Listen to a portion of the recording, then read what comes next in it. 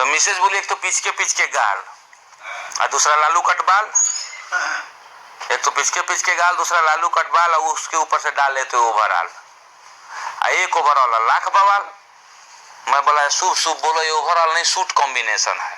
तो मिसेज बोली कैसा सूट है कैसा कॉम्बिनेशन, 6 जेब मुट्ठी भर पेमेंट, उसके ऊपर से 20 साल का एग्रीमेंट, बाएं तरफ ट्रेड बस दाहिने तरफ नेम टैप, कलम रखने के लिए बाएं बाजू में अलग से कोना है, रैंक को ध्यान में रखकर तब इसे धोना है।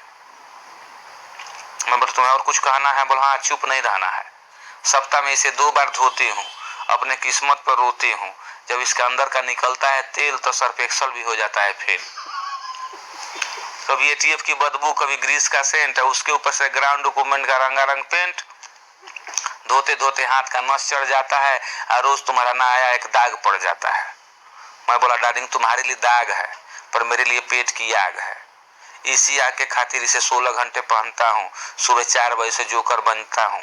मुझे देख मुर्गा भी रोता है, कारण अर्ली पार्टी में मुर्गा भी सोता है। जब मुर्गा बांग देता है तब तक ये भी यही ओवरऑल टीआरएस के लिए दूसरा जहाज मांग लेता है। उल्लू दिन में सोता है रात में जागता है, लेकिन ओवरऑल पहनने वाला दिन रात भागता है।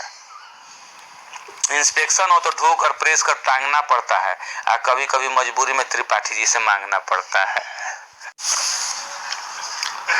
स्क्वाड्रन का टेक्नीशियन ऐसा प्राणी है कि जिसको परेशानी ही परेशानी है।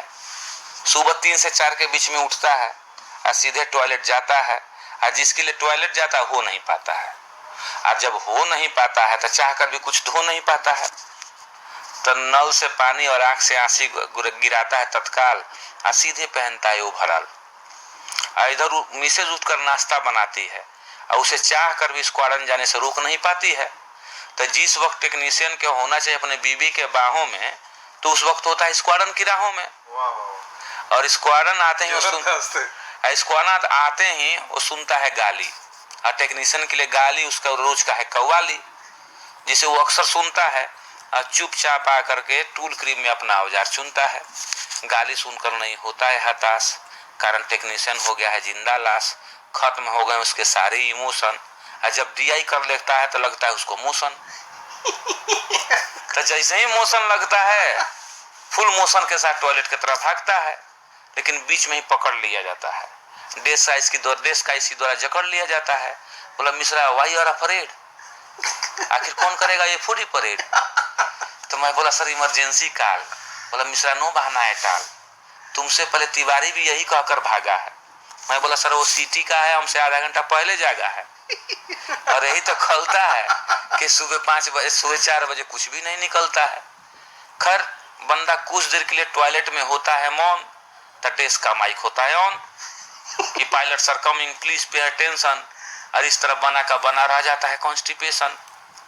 पायलट का नाम सुनते हुए उसे याद आती है नानी, किसी तरह गिराता है टॉयलेट में जैसे तैसे पानी, फिर पहुंचता है वही पैन रेस्पेक्टिव, फिर सुनने को मिलता है वही गाली वही एडजेक्टिव। जब जहाज चला जाता है तो बंदा लेता है चैन की सांस, तभी सेक्शन आईसी आता है उसके पास।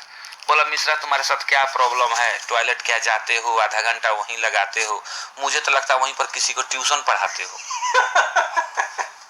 वहीं पर किसी को ट्यूशन पढ़ाते हो।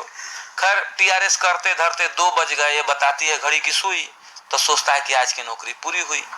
लेकिन जब नाइट फ्लाइंग का मिलता है संदेश तो मुरझा जाता है उसका फेस, सीधे लंच घर आता है, लंच लेता है और पसर जाता है। शाम को उठता है तो महसूस करता है अपने आप को तरोताजा, फिर होने लगता है बासी, कारण नाइट फ्लाइंग में बनना है वही जहाज का खलासी, वही स्टॉक नॉट, वही टायर, वही सीएसडी, वही प्लायर। और जब अंधेरे में चुभता है लॉकिंग वायर तो बोलता नहीं हर हाल में होना है 20 साल में रिटायर। अरे नौकरी पकड़ा था रोटी मकान कपड़ा के लिए, न कि 24 घंटा लफड़ा के लिए। बाहर नौकरी पाता तो भले ही कैंटीन का सुख नहीं ले पाता, लेकिन ओवर टाइम तो पाता। यहाँ तक काम करते करते टाइम हो जाता है ओवर, और सेक्शन ऐसे लगने लगता है गुलशन ग्रोवर, एसटीओ लगने लगता है अमरीश पुरी,